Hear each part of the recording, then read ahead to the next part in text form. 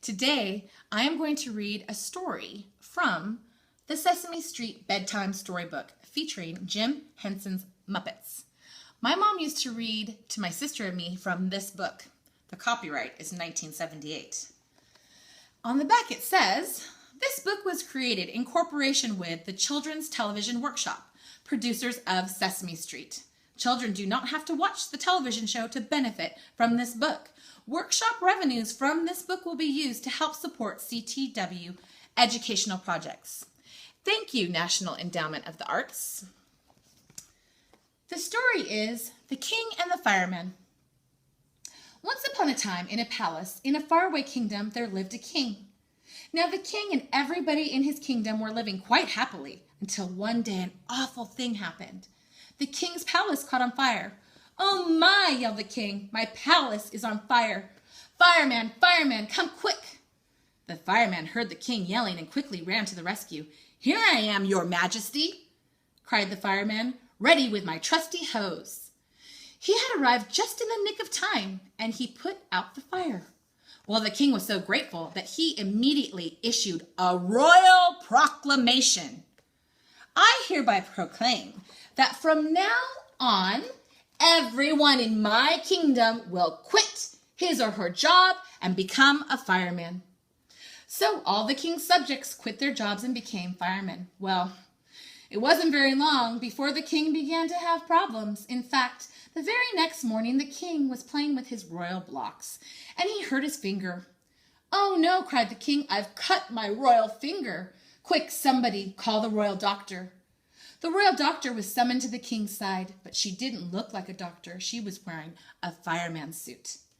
"I'd like to help you," she said. "I used to be a doctor, but I fight fires now. Maybe if I blew my siren, your finger would feel better." And she pushed the siren button on her fire truck. "I hope that helps," she said, and left. "Boy, oh boy," cried the king. "I hurt my royal finger and there's no one to fix it. Only people blowing sirens, so that now my ears hurt too." Well, if that wasn't bad enough, the next day the king was waiting for his mail, and he had another problem. "Where is my royal mail?" asked the king. "I am expecting a very important royal letter. Where is the royal postman? Send for the royal postman immediately." So the royal postman was sent for, but he arrived wearing a fireman's uniform. "I'm not a postman anymore," he told the king. "I'd love to help you, but you ordered everyone to be a fireman, so I'm a fireman now." "But who's going to deliver my mail?" wailed the king. "I don't know, but here's a hose. See you around," and he left. The king was very upset. "I can't read a fire hose," he grumbled. "I sure wish I had some royal mail to read." Well, if that wasn't enough, it wasn't long before the king had yet another problem. "Wow, am I hungry," said the king. "I'm in the mood for a royal bologna sandwich. Where is the royal cook? Royal cook, bring me my lunch." So the royal cook was summoned, but when he appeared, he too was dressed as a fireman. "I used to be a royal cook," he said, "but I'm a fireman now, because that's what you ordered." "But I'm hungry," yelled the king. "I want a bologna sandwich." "I'm sorry," said the cook. "Try eating this." And he handed the king a fireman's hat. "Maybe with a little ketchup it won't taste too bad," he said, and he left. "Boy, oh boy, oh boy," complained the king. "What kind of a kingdom is this? I'm hungry. There's no one around but firemen who give me hats to eat. I have a feeling that something's wrong around here." Well, the king sat and thought, and he realized that he had made a big mistake. So he made a new proclamation.